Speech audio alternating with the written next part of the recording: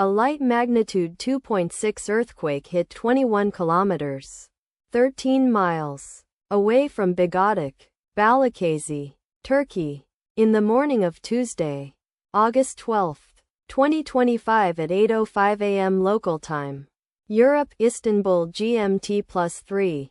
The quake had a very shallow depth of 6.8 kilometers, 4.2 miles, and was not felt, or at least not reported so. First to report, EMSC after 10 minutes.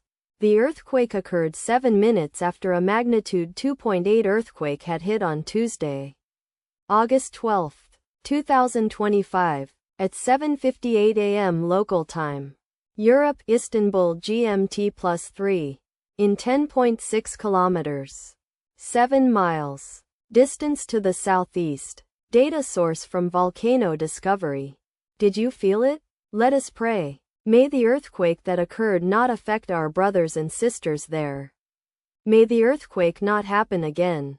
And may God protect everyone. Amen.